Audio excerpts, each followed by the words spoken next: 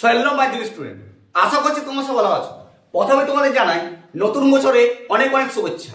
আজ তোমাদের ভূগোল বিষয়ে বায়ুমণ্ডল চ্যাপ্টার থেকে এমন 7টি সেরা বাছাই করা সাইজে নিয়ে এসেছি যে প্রশ্নগুলি তোমাদের পরীক্ষায় পড়ার 100% চান্স আছে।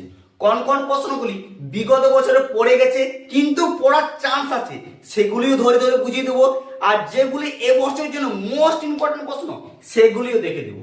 আর চ্যানেলটিতে নতুন হলে সাবস্ক্রাইব করতে ভুলো না, আর সাজেশনগুলি ভালো লাগলে লাইক করে বন্ধুদেরকে শেয়ার করে জানিয়ে দাও।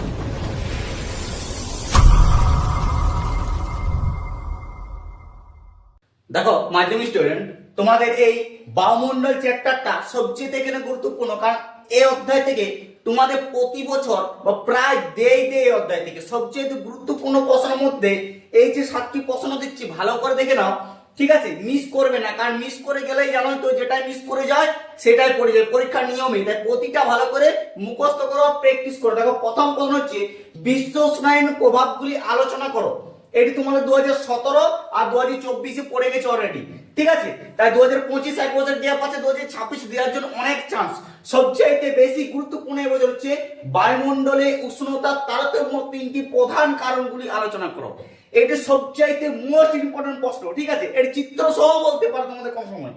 এটি 2015, 2017 তো দিয়েছে, আবার 2023ও দিয়েছে, তাই 2024 আর 2025 দেয়নি। 2026 জন্য মোস্ট বিশাল গুরুত্বপূর্ণ প্রশ্ন, এটি দেখে রাখো, ঠিক আছে? 3 নম্বর প্রশ্নটি তার থেকেও বেশি গুরুত্বপূর্ণ, কি যে শৈলক্ষেপ বৃষ্টিপাত কিভাবে ঘটে তা চিত্র সহ ব্যাখ্যা করো বা আলোচনা করো।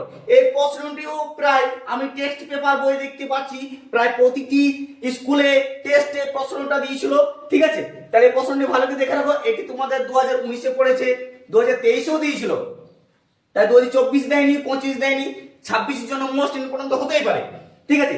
4 নাম্বার সবচেয়ে বেশি কমন প্রশ্ন যেটা হচ্ছে চিত্র সহ বৃষ্টিপাতের শ্রেণী বিভাগ করো, ঠিক আছে? এটি তোমাদের 2014 পড়েছে, 2023ও পড়েছে, আর 2025, 26 পড়ার জন্য মোস্ট ইম্পর্টেন্ট প্রশ্ন, ঠিক আছে? 5 নম্বর হচ্ছে বায়ুমণ্ডলে ট্রপোস্ফিয়ার স্ট্র্যাটোস্ফিয়ারের স্তরগুলি আলোচনা করো, ঠিক আছে? এটি তোমাদের 2020 দিয়েছে, আর তারপর থেকে আর দেয়নি। তাহলে এবছর 2026 জন্য মোস্ট বিশাল গুরুত্বপূর্ণ প্রশ্ন, ঠিক আছে? 6 নম্বর হচ্ছে পৃথিবীর নিয়ত বায়ুর প্রভাবগুলি উৎপত্তি ও গতিপথ চিত্র সহ ব্যাখ্যা করো। এটি তোমাদের 2018 পড়ে গেছে, ঠিক আছে? 2018 পড়া দেয়নি, তাহলে বুঝতে পারছো এই প্রশ্নটি কতটা ইম্পর্টেন্ট, বিশাল গুরুত্বপূর্ণ। ভালো করে প্র্যাকটিস করো, ঠিক আছে?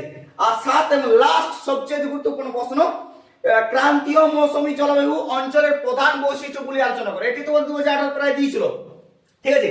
এই প্রশ্নগুলি ভালো করে তোমরা পড়ো, আর প্রতিটা প্রশ্ন পড়ে যাবে, একটি প্রশ্ন মিস করো না। প্রশ্ন যদি মিস করেছো তাহলে পরীক্ষা মিস।